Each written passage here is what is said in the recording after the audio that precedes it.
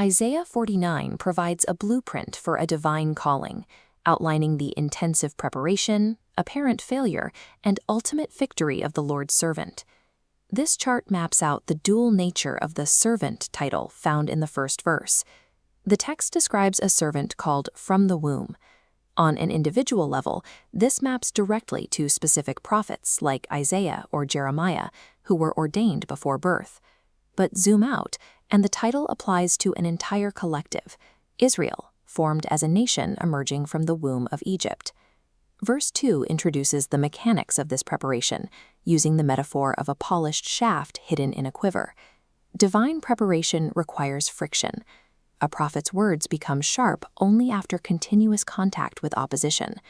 The rough edges are knocked off by religious and political resistance, until the servant becomes a refined tool held in reserve for the appointed time. By verse 3, the servant is explicitly named as Israel. The mandate is precise. The refined arrow is meant to strike into the darkness, acting as a light and a witness to the entire world, well beyond its local borders. Yet verse 4 reveals a mathematical paradox. Look at this data drop-off. Despite the intensive preparation and the global mandate, the servant reports laboring in vain. The actual yield of this mission among the local Jewish population is exceptionally low. All that strength spent appears to produce almost zero return. This localized failure is a consistent feature in prophetic timelines. A mission restricted to a single, unreceptive population creates the exact pressure needed to push the work outward. The seemingly wasted labor is the catalyst required to force the mission to expand from one nation to the entire globe. This visualization tracks the shift of the servant identity in verse 5. The node narrows from the collective nation of Israel down to a single point, Jesus Christ.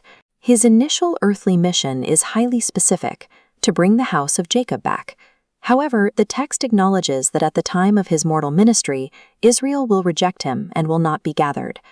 The historical consequence of that rejection is severe. Beginning around 70 AD, the population is fractured and scattered by earthly rulers, specifically the Roman Empire. The text anticipates this exact outcome. Verse 6 states that raising up the tribes of Jacob is a light thing, far too small a goal for this servant. The mission expands outward. Starting from regions like Galilee, depicted here, the servant is repurposed to be a light to the Gentiles, taking salvation to the ends of the earth. We see a stark contrast in scale in verse 7.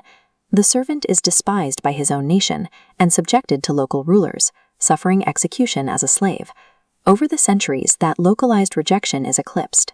A global movement emerges, ultimately recognized and worshipped by kings and princes across all nations.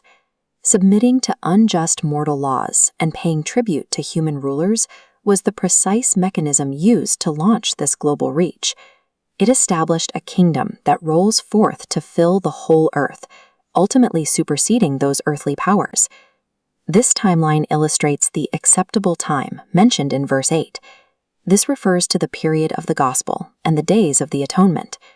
The servant himself becomes the new covenant, forming a literal bridge over desolate heritages to restore the earth. With that covenant established, verse 9 issues a command to the prisoners to go forth. This is a dual emancipation. Spiritually, it is the deliverance of spirits from darkness. Physically, it is a journey from oppression, moving outward onto a clear, forward path. Once freed, these captives are entirely exposed as they travel through the wilderness. They require a shepherd to feed them along the way and guide their upward trajectory toward the high pastures of perfection. Pause the video for a moment. Write down the physical and spiritual barriers that must be addressed before a final, permanent gathering can occur. Escaping the prison is only the first step. Freedom in this prophetic framework requires active, sustained guidance through the harsh realities of mortality. Verse 10 offers a promise of physical and spiritual protection. Look at how these pathways converge on a central point. The gathered will no longer be smitten by the heat or the sun. They are guided directly to living fountains of water, representing total reliance on the mercy of the Lord. To accelerate this journey, the terrain itself is altered. Verse 11 speaks of making mountains a way and exalting the highways. Worldly obstacles are dismantled, and the path is raised up and made clear. This map visualizes the culmination described in verse 12. The gathering pulls inward from all cardinal directions, from the north, the west, and from extreme distances like the land of Sinim, which scholars identify as China. It is a complete global convergence. The servants' initial despair over a localized failure was entirely misplaced. Saving a local remnant was far too small a task. The true scope of the mission was a multi-millennial global orchestration, transforming scattered outcasts into a universally gathered people. It is the final realization of a servant called from the womb to light the entire world.